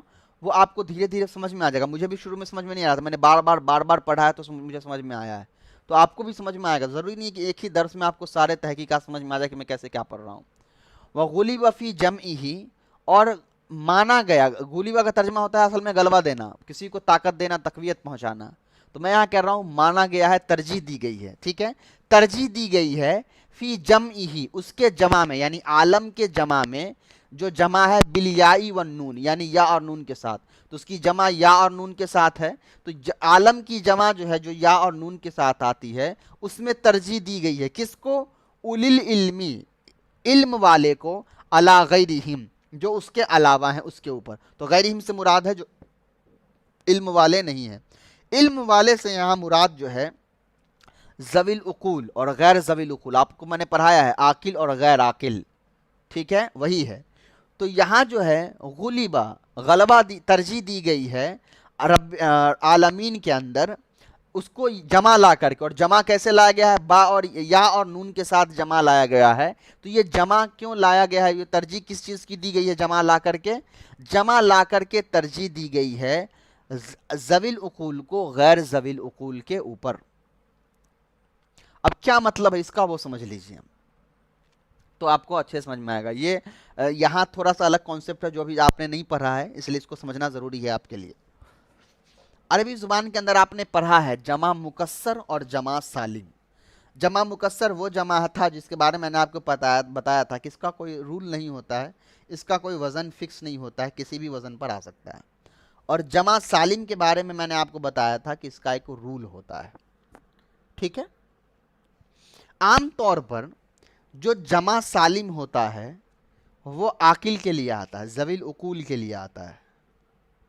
اور جمع مکسر عام طور پہ جو یوز ہوتا ہے وہ غیر عاقل کے لیے یوز ہوتا ہے. عام طور پر ہے، فکس قاعدہ نہیں ہے. جیسے قلم کی جمع اقلام آتی ہے، مسلم کی جمع مسلمون آتی ہے، مومن کی جمع مومنون آتی ہے. یہ بات ہوئی. عالم کی جمع یہاں پر یا نون کے ساتھ حالت نسبی مثلی ہے، تو یا نون کے ساتھ آیا، تو یعنی کہ یہ جمع مذکر سالم ہے. اب جمع مذکر سالم ہے تو عالم جو ہے یہ تو اصل میں یوز ہے غیر عاقل. عالم کے اندر تو عقل علم نہیں، عقل نہیں ہے، تو یہ ہے عالم لفظ تو ہے اصل میں غیر عاقل. پھر اس کی جمع جو ہے وہ عاقل جیسا کیوں یوز ہوا؟ یعنی جمع مذکر سالم جیسا کیوں آیا؟ حالانکہ رول عام طور پہ رول تو یہ ہے کہ جو غیر عاقل ہوتا ہے وہ جمع مکسر کے وزن پہ عام طور پہ آتا ہے، اور جو عاقل ہوتا ہے وہ جمع سالم کے وزن پر آتا ہے. عالم چونکہ ایک دنیا ہے اور دنیا عاقل نہیں ہوتی ہے، دنیا علم والی نہیں ہوتی ہے، تو اس کو تو غیر عاقل جمع مکسر کے وزن پر آنا چاہیے تھا، پر یہ جمع سالم کے وزن پر آ گیا. تو اس کی وجہ کیا ہے؟ تو اس کی وجہ جو ہے وہ بتا رہے ہیں، یہاں نہیں لکھا ہے پر اس کی وجہ آپ کو یہ سمجھنی ہے کہ کبھی کبھی کسی ایک تو یہاں تو ایک ایکسیپشن ہو گیا آپ کو دکھ ہی رہا ہے، لیکن یہ ایکسیپشن کبھی کبھی اس لیے کیا جاتا ہے کہ جب وہ عاقل غیر عاقل جو ہوتا ہے اگر اس کی اہمیت ہم کو بتانی ہوتی ہے کہ یہ کتنا زیادہ امپورٹنٹ ہے، کتنا زیادہ اہمیت کا حامل ہے، تو اس کو ہم اصل میں اس کے پاس علم نہیں ہے، عقل نہیں ہے، پھر بھی اس کو ہم عقل والی کیٹیگری میں شمار کر کے اس کے مطابق اس کی جمع کو ہم استعمال کرتے ہیں. تو یہاں جو کہہ رہے ہیں کہ وَغُلِبَ فِي جَمْعِهِ بِالْيَاءِ وَالنُّونِ أُولُو الْعِلْمِ عَلَى غَيْرِهِمْ، کہ اس کے جمع میں یعنی عالم کے جمع میں یا اور نون کے ذریعے سے جو جمع لایا گیا ہے اس کے جمع میں ترجیح دی گئی ہے، غلبہ دیا گیا ہے عاقل کو، ذوی العقول کو غیر ذوی العقول کے اوپر. سمجھ میں آ گیا؟ یعنی اس کی جمع لائی گئی ہے عاقل کے جیسا، حالانکہ آنی چاہیے تھی غیر عاقل کے جیسا جمع. تو غیر عاقل کی جیسا جمع نہ لا کر کے عاقل کے جیسا جمع لا کر کے ترجیح دی گئی ہے اس کو. اور اس کی وجہ میں نے آپ کو بتا دی کہ اس کی اہمیت کو بیان کرنے کے لیے، کہ آپ اس کو بالکل یوں ایسے سمجھ لیجیے، اس کو میں آسان انداز میں سمجھاتا ہوں، یہ بلاغت کا پہلو ہوتا ہے. مثال کے طور پر کسی سے بہت زیادہ محبت ہوتی ہے، شاعر وغیرہ جو ہوتا ہے، جو شاعر جب شعر وغیرہ پڑھتا ہے تو کوئی چیز مردہ ہوتی ہے اس کو بھی وہ زندہ تصور کر کے بیان کرتا ہے. کوئی چیز جو ہے وہ مردہ ہے، اس کے اندر جان نہیں ہے، اس کو بھی وہ زندہ تصور کر کے بیان کرتا ہے. جیسے اے ہوا جا اور کہہ دینا اس سے، تو ہوا کے اندر کہنے کی طاقت ہے ہی نہیں، ہوا نہیں کہہ سکتا ہے، لیکن ہم نے اس کو تعبیر کیا ہے اس بات کی اہمیت کو بیان کرنے کے لیے کہ میری بات کتنی زیادہ اہمیت ہے، یا میرے دل کے اندر اس سامنے والے کے لیے کتنی طرف ہے کہ ہم ہوا کو بھی مخاطب کیا کریں کہ تم ہی جا کر اس سے کہہ دو کہ ہم کتنا تڑپ رہے ہیں یا کتنا یاد کر رہے ہیں. تو یہاں بھی اس اہمیت کو بیان کرنے کے لیے کہ جو اصل میں زندہ نہیں ہے، جو اصل میں عاقل نہیں ہے، اس کو عقل کے جیسا بیہیو کر کے یہ اہمیت بتانے کی کوشش کی گئی کہ وہ کتنا زیادہ وہ لفظ جو ہے وہ اہمیت کا حامل ہے. اتنی بات ہو گئی. وَهُوَ مِنْ عَلَامَتِ. اب یہاں سے تحقیق بتا رہے ہیں کہ عالم جو ہے اس کا مصدر کیا ہے, کہاں سے نکلا ہے یہ. تو وَهُوَ مِنَ الْعَلَامَةِ, وہ علامت سے نکلا ہے. لِأَنَّهُ عَلَامَةٌ عَلَى مُوجِدِهِ. اور یہ علامت سے کیوں نکلا؟ علامت مطلب ہوتا ہے نشانی, کوئی چیز واضح کرنا. تو یہ عالم جو ہوتا ہے علامتٌ علی موجدہ, علامت نشانی بیان کر رہا ہوتا ہے علی موجدہ, اپنے وجود کرنے والے, اپنے بنانے والے کا. ٹھیک ہے. اوجدہ یوجدو سے موجدی, بنانے والا, اس کو پا دینے والا, پانے والا. تو یہاں جو ہے علامت سے یہ نکلا ہے عالم, اور علامت مطلب ہوتا ہے نشانی. تو یہ عالم جو ہے اصل میں نشانی ہے. عالم جو ہے یہ اشارہ کر رہا ہے کس کا؟ اس ذات کا جس نے اس کو بنایا ہے. یعنی عالم جو ہے یہ بتا رہا ہے کہ اس کا ایک رب ہے جس نے اس کو بنایا ہے. تو اگر یہ عالم اتنا وسیع ہے, یہ عالم, یہ پوری دنیا کا نظام اتنا بہترین ہے اور اتنا زیادہ حکمت سے بھرا ہوا ہے, اتنی زیادہ کاریگری سے بھرا ہوا ہے, تو اس کا جو بنانے والا رب ہوگا وہ کتنا زیادہ حکیم ہوگا, وہ کتنا زیادہ علیم ہوگا. یہ علامت ظاہر کر رہا ہے یہ عالم, اسی لیے علامت سے مشتق ہوا ہے. اتنی بات سمجھ میں آ گئی. اب دیکھیے, الرحمن الرحیم ای ذر رحمتی, دونوں کا انہوں نے ایک ہی ترجمہ کر دیا, ذر رحمتی, رحمت والا. وَهِيَ إِرَادَةُ الْخَيْرِ لِأَهْلِهِ, اور یہ رحمان اور رحیم جو ہے یہ خیر کا ارادہ کرنا, لِأَهْلِهِ, اس کے لیے جو خیر کا اہل ہو, یعنی خیر کا جو حقدار ہوگا اس کے لیے رحمان اور رحیم جو ہے یہ وہ رحمان اور رحیم وہ ذات ہے جس کے اندر ارادہ جو ارادہ کرتا ہے تو وہ بھلائی کا, اس کے لیے جو حقیقت میں بھلائی کا حقدار ہوتا ہے. تو رحمان اور رحیم کا انہوں نے یہ ترجمہ کیا ہے. تھوڑا سا اور سمجھ لیجئے, بعض علماء نے کہا کہ رحمان جو ہے یہ دنیا کی رحمت کے لیے, کہ اللہ تعالیٰ کی جو رحم دنیا میں پاتی ہے اس کے لیے رحمان کا لفظ ہے, اور رحیم کا لفظ خاص ہے وہ آخرت کے لیے. اور اس کی وجہ انہوں نے بتائی ہے کہ رحمان کا جو وزن ہے وہ سکران اور غضبان کے اوپر آتا ہے. سکران مطلب ہوتا ہے نشے میں رہنا, غضبان مطلب ہوتا ہے غصے میں آنا. تو سکران اور غضبان کا یہ جو لفظ آ رہا ہے تو کوئی ہمیشہ غصے میں نہیں رہتا ہے. کچھ وقت غضبان ہے تو کوئی ہمیشہ غصے میں نہیں رہتا ہے, کچھ وقت کے لیے غصے میں رہتا ہے, پھر ختم ہو جاتا ہے, پھر وہ اپنے نارمل حالت میں آ جاتا ہے. سکران ہے, کچھ وقت کے لیے نشے میں رہتا ہے, پھر وہ نشے کی حالت سے نکل جاتا ہے. تو رحمان کا مطلب ہے کچھ دن کی یہ دنیا ہے تو اللہ کی رحمت کچھ دن کے لیے دنیا میں رہے گی. تو یہ رحمت عام ہے, یعنی جو گناہ کرے وہ بھی, جو نیک عمل کرے وہ بھی, جو اللہ کو مانے وہ بھی, جو اللہ کو نہ مانے, سب کے لیے عام ہو گیا. اور رحیم کی جو رحیم کے اندر جو رحمت ہے وہ صرف اس کے لیے ہے جو آخرت میں اللہ کا بندہ ہوگا. یہ انہوں نے کیا ہے. حالانکہ انہوں نے اس بحث کو یہاں چھیڑا نہیں, بلکہ سمپلی بتا دیا کہ دونوں کے معنی ہے رحمت والا, رحم کرنے والا. اور یہ رحم جو ہے ایک وہ اس کے اوپر کرتا ہے جو حقیقت میں رحم کا حقدار ہوتا ہے, وہ چاہے دنیا میں ہو یا آخرت میں ہو. مالک یوم الدین ای جزا, تو دین کا ترجمہ انہوں نے جزا سے کیا, یعنی یوم جزا کے دن کا مالک. وَهُوَ یوم القیامتی, اور جزا کو بھی ایکسپلین کر دیا کہ جزا کا مطلب ہے یوم القیامتی, قیامت کا دن. وَخُصَّ بِذِکْرِ, اور خاص کیا ہے ذکر سے, یعنی یوم جزا مالکی یوم الدین جو بیان کیا. جب بتا ہی دیا کہ تمام عالم کا رب ہے تو پھر مالکی یوم الدین الگ سے پھر ایک چیز کا مالک بتانے کا کیا ضرورت تھا؟ یعنی رب العالمین کے اندر آ ہی گیا کہ ہر چیز کا مالک ہے, تو پھر یوم الدین کو پھر الگ سے یہ بتانے کی کیا ضرورت پڑی کہ وہ یوم جزا کے دن کا بھی مالک ہے؟ تو اس کی وجہ بتا رہے ہیں کہ خصّ بذکری لأنہ لا مالک ظاہرا فیہ لأحد الا اللہ تعالی بدلیل لمن الملک اليوم للہ. تو کیا کہہ رہے ہیں یہ لأنہ, اس لیے کہ لا مالک ظاہرا, نہیں ہوگا کوئی مالک ظاہری طور پر, فیہی اس دن, لأحد کسی کے لیے بھی, الا اللہ تعالی اللہ تعالیٰ کے سوا, اور بھی دلیل، اور یہ کیوں؟ اس دلیل کی وجہ سے کہ اللہ تعالیٰ خود کہہ رہے ہیں قرآن میں لمن الملک الیوم، کہ اس دن کس کی بادشاہی ہے؟ للہ، اللہ کی بادشاہی ہے۔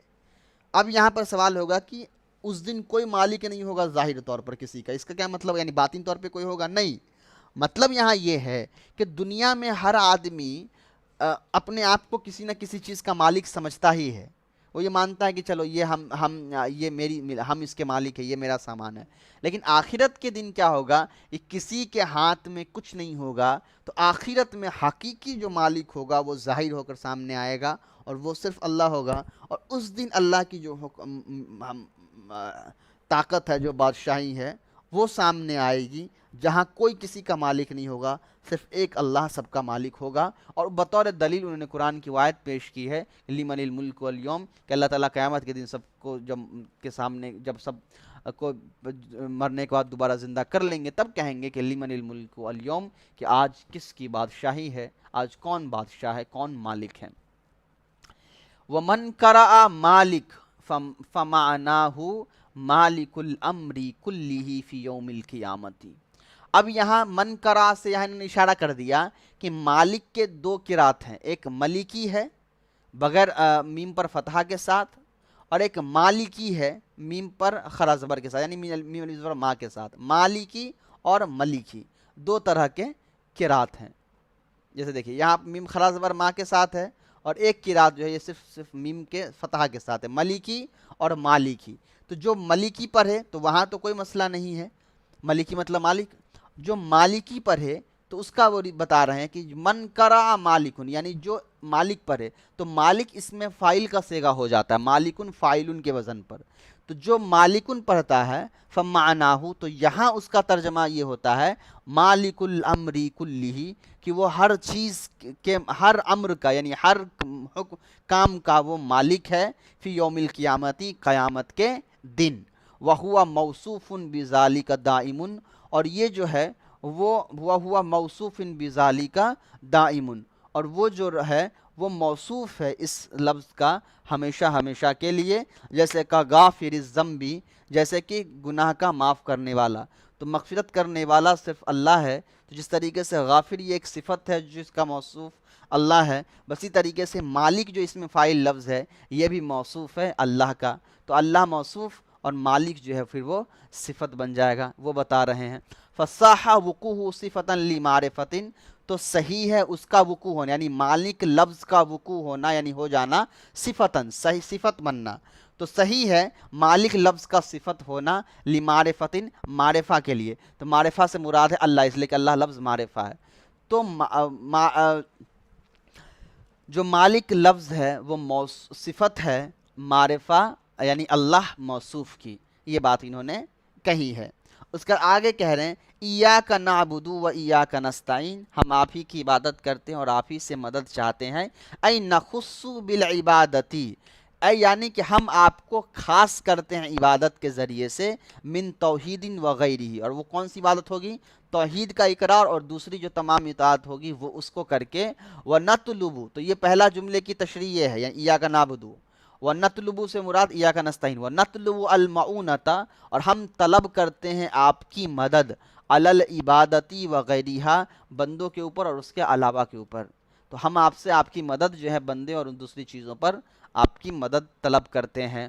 وَاهْدِنَا الصِّرَاطَ الْمُسْتَقِيمَ، اَيْ أَرْشِدْنَا، أَرْشَدَ يُرْشِدُ، تو أَرْشِدْنَا إِلَيْهِ، یعنی ہم جو آپ سے کہتے ہیں کہ ہمیں صحیح راستے پر چلائیے، مطلب ہماری رہنمائی کریے صحیح راستے کی طرف۔ وَيُبْدَلُ مِنْهُ، اور یہ جو ہے یہ مبدل منہ ہے۔ یبدل منہ کا مطلب ہو گیا یہ مبدل منہ ہے۔ تو مبدل منہ اور بدل آپ نے پڑھا ہے، دو الگ جملہ ہوتا ہے لیکن اصل میں ایک ہی ہوتا ہے، وہ یا اسی کا حصہ ہوتا ہے۔ تو یبدل منہ، تو یہ مبدل منہ ہے، اور بدل کون سا ہے؟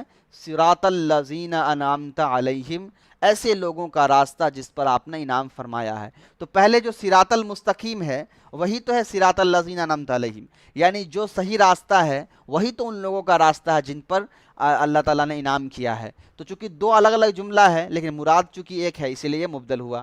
تو انعام کس طریقے سے کیا ہے؟ بالہدایت، ہدایت دے کر، ویبدل من الذین بصلتہ، اور یہ پھر جو ہے یہ مبدل ہے من الذین بصلتہ، یعنی من الذین سے، تو من نہیں سوری مطلب الذین سے، تو یہ جو ہے کس سے مبدل منہ ہو گیا؟ یعنی المستقیم جو ہے یہ بن گیا مبدل منہ، اور الذین پورا صلہ جو ہے انعمت علیہم یہ پورا کا پورا بن جائے گا بدل، یعنی موصول صلہ مل کر بدل بن جائے گا المستقیم مبدل منہ کا، پھر مبدل منہ بدل مل کر دوسری چیزیں بنیں گی۔ وغیر المغضوب علیہم، اور نہ کہ ان لوگوں کے راستے پر جن پر آپ غصہ ہوئے ہیں یا جن پر غصہ کیا گیا ہے، وہم اور الیہود، تو مغضوب علیہم سے مراد جو ہے وہ یہود ہیں، ولا غیری، اور اس کے علاوہ دوسرے بھی، یعنی صرف یہودی نہیں بلکہ اور بھی وہ لوگ جن پر آپ غصہ ہوئے، والضالین، اور وہ لوگ جو گمراہ ہوئے، تو یعنی ان لوگوں کے راستے پہ نہیں چلانا جن پر آپ کا غصہ ہوا، جیسے یہود اور دوسرے جن کے اندر یہود کی خصلتیں ہوں، والضالین، اور وہ جو گمراہ ہو گئے ہیں، راہ راست سے بھٹک گئے ہیں، وہم النصارى، اور وہ ہیں نصارہ۔ وَنُقْطَةُ الْبَدَلِ، اور یہاں پر جو بدل کا نقطہ نکالا گیا، یعنی مانا گیا کہ ایک مبدل منہ بدل ہے، وہ کیوں کیا گیا؟ تو افادۃ ان المہتدین لیسوا یہودا ولا نصارا، یہ بتانے کے لیے، اس چیز کا فائدہ دینے کے لیے کہ یہود اور نصارہ جو ہیں وہ مہتدین میں سے نہیں ہیں، ہدایت یافتہ لوگوں میں سے نہیں ہیں، ہدایت والے لوگوں میں سے بالکل نہیں ہیں، یہ بتانے کے لیے اسی لیے دو الگ الگ جملے کو ایک جوڑ کر دیا گیا تاکہ یہ جملہ بالکل الگ الگ ہو جائے۔ واللہ اعلم بالصواب، اور اللہ ہی تعالیٰ بہتر مراد جانتا ہے، وَإِلَيْهِ الْمَرْجِعُ وَالْمَآبُ، اسی کی طرف مرجع اور ٹھکانہ ہے۔ وصلی اللہ علی سیدنا محمد علی سیدنا محمد وعلی آلہ وصحبہ، اور صلاۃ و سلام ہو ہمارے سردار محمد صلی اللہ علیہ وسلم پر، ان کے آل پر، ان کے صحابہ پر، وسلم تسلیما کثیرا دائما ابدا، بہت ہی بہتر سلام اور زیادہ اور ہمیشہ ہمیشہ کا سلام۔ وحسبنا اللہ ونعم الوکیل، ہمارے لیے وحسبنا اللہ ونعم الوکیل، ہمارے لیے اللہ کافی ہے اور کیا ہی بہترین کارساز ہے۔ لا ولا حول ولا قوة الا باللہ الیہ العظیم، اور نہیں ہے کوئی طاقت، کوئی گرد و پیش کرنے والا مگر اللہ تعالیٰ کے لیے جو بلند اور عظمت سے بھرا ہوا ہے۔ تو کچھ نسخے میں یہ ہے اور کچھ نسخے کے اندر جو ہے وہ دوسرا دعا ہے۔ خیر دعا زیادہ یہ نہیں ہے بلکہ یہاں اس کی تشریح مراد تھی۔ ویڈیو بہت لمبا ہو گیا، کچھ چیزوں کو پر سمجھانے میں ہو سکتا ہے میں اچھے سے سمجھا نہیں پایا، تو جو چیز میں سمجھا نہیں پایا وہ مجھ سے آپ پوچھ لیں گے، جن چیزوں میں نے غلطی کر دی وہ آپ مجھے بتا دیں گے۔ اور سب سے ایک بات اور جو اہم ہے وہ یہ کہ جو چیز آپ کو مشکل لگی ہو سمجھنے میں، ابھی یقیناً مشکل لگے گا، ہر کتاب جب پہلی بار شروع ہوتی ہے تو مشکل ہوتی ہے، دھیرے دھیرے آسان ہوتی ہے، اور یہ تفسیر ہے تو یقیناً مشکل ہوگا، اس کے اندر بہت ساری چیزیں ہوتی ہیں، لیکن کچھ صفحات جب آپ تفسیر کر لیں گے اس کا تو آپ کو اندازہ ہو جائے گا کہ اس کی تفسیر کس طریقے سے کی جاتی ہے، کیسا ترجمہ ہے، کیسا ایکسپلینیشن ہے، تو دھیرے دھیرے انشاءاللہ وہ ساری چیزیں آپ کی ٹھیک ہو جائیں گی۔ اس کے اندر اور بھی بحثیں ہیں پر میں نے وہ ساری بحثیں یہاں بیان نہیں کیا ہے۔ عالم کی بحث ہو ہی گئی ہے، اور رب کی بحث صرف آپ دیکھ لیجئے۔ رب کہا جاتا ہے ایک ایسے ذات کو جو کسی چیز کے شروع سے لے کر اس کے آخر تک اس کا خیال رکھتا ہے۔ جیسے ایک مالی ہے، بیج ڈالنے سے پہلے زمین کو جوتتا ہے، اس کے اندر پانی ڈالتا ہے، اس کے اندر کھاد ڈالتا ہے، پھر وہ بیج ڈالتا ہے، پھر بیج کے بعد وہ آس پاس میں کوئی گھاس پھوس ہو اس کو کاٹ اٹ کر ٹھیک کرتا ہے، پھر وہ پودا آتا ہے، پھر اس پر سورج کی روشنی آتی ہے، اس میں پانی پٹاتا رہتا ہے، اس کو جنگل جھاڑوں سے بچاتا ہے، اس کو جانوروں سے بچاتا رہتا ہے، اور ایسا کہ ایک حال میں وہ ایک قابل درخت بن جاتا ہے، پھر اس کو کاٹ کر اس سے آٹا لیتا ہے، اس سے روٹی غلہ جو بھی بیچتا ہے لوگوں تک فائدہ پہنچاتا ہے۔ تو اس پورے پروسیس کو کہا جاتا ہے رب یربی تربیتاً، مطلب یہی ہوتا ہے۔ رب کو سمجھانے کے لیے میں نے ایک مثال دی ہے، رب اسی ذات کو کہا جاتا ہے جو کسی انسان کے وجود سے پہلے اس کی ساری چیزیں جانتا ہے، اس کا خیال رکھتا ہے، اس کے آ جانے کے بعد اس کا خیال رکھتا ہے، اور اس کے چلے جانے کے بعد تک اس کا خیال رکھتا ہے۔ یعنی ابتدا سے لے کر انتہا تک زندگی کے ہر لمحے میں جو ساتھ دیتا ہے، خیال رکھتا ہے، اس ذات کو ہم رب کہتے ہیں، اور وہ اللہ کہہ رہا ہے رب العالمین، کہ وہ تمام جہانوں کا رب ہے۔ یعنی دنیا میں جتنی چیزیں بھی ہیں، جتنے عالم بھی ہیں، ان تمام چیزوں کی ابتدا سے لے کر انتہا تک کی ساری ضرورتوں کا خیال رکھنے والا وہ اللہ ہے۔ ساری مصیبتوں اور پریشانیوں سے بچانے والی ذات وہ اللہ ہے، اور ہر قسم کی ضرورتوں کو پوری کرنے والی ذات وہ صرف اور صرف اللہ ہے۔ تو جب اللہ نے کہا الحمد للہ رب العالمین، کہ کہو تمام تعریفیں اللہ کے لیے، تو آگے وجہ بتائی کہ کیوں ساری تعریف اللہ کے لیے ہونی چاہیے، اس لیے کہ وہ تمام جہانوں کا رب ہے۔ تعریف اور عبادت کے لائق وہی ذات ہو سکتا ہے جو پرورش اور خیال رکھنے والا ہو۔ تو وہ رب العالمین اصل میں خیال رکھنے والا ہے، اسی لیے وہ عبادت کے لائق ہے۔ تو یہاں اللہ تعالیٰ نے اپنی توحید کو ثابت کیا ہے ربوبیت سے۔ وہ توحید پر کیوں، ایک رب کو کیوں ماننا چاہیے کہ ایک رب ہے، ایک اللہ ہے؟ اس لیے کہ وہی اللہ سب کا مالک ہے، تو اس نے سب کچھ بنایا ہے، تو حق یہ ہے کہ اسی کے سب کچھ کی جائے، اسی کی عبادت کی جائے، اسی کی تعریف کی جائے۔ یہ صرف میں نے ایک چھوٹے سے لفظ کی تشریح کی ہے، اور ایک بات یاد رکھے، قرآن کی کوئی تشریح مکمل طور پر نہیں کر سکتا، اس لیے کہ کسی کی بات کو اچھے انداز میں سمجھانے کے لیے بات کہنے والے اور سمجھانے والے کے درمیان برابر کا یا اس سے زیادہ کا علم ہونا چاہیے۔ مثال کے طور پہ زید نے کوئی بات کہی اور عمر اس بات کو سمجھا رہا ہے، تو زید اور عمر دونوں کا علم برابر ہونا چاہیے، یا کم سے کم زید عمر کا علم زیادہ ہونا چاہیے، تبھی وہ زید کی پوری بات کو سمجھا پائے گا۔ یہاں بات کہنے والی ذات وہ اللہ ہے، اور یہ ہو ہی نہیں سکتا، کوئی تصور بھی نہیں کر سکتا ہے۔ تو اسی لیے اللہ تعالیٰ کی بات کو مکمل طور پر کوئی سمجھا دے، وہ ہو ہی نہیں سکتا۔ اس لیے قرآن کے اندر گہرے معنی ہے، جیسے جیسے دنیا گزرتا جائے گا لوگوں پر وہ معنی، وہ مضامین کھلتے رہیں گے۔ اللہ تعالیٰ سے دعا ہے کہ اللہ تعالیٰ اس درس کے اندر جو بھی کمیاں، جو بھی غلطیاں ہوئی ہیں اس کو معاف فرما دے، آگے صحیح سے اس کو درس کو اور آسان انداز میں بیان کرنے کی توفیق عطا فرما دے۔ وآخر دعوانا ان الحمد للہ رب العالمین، سبحان اللہ و بحمدہ۔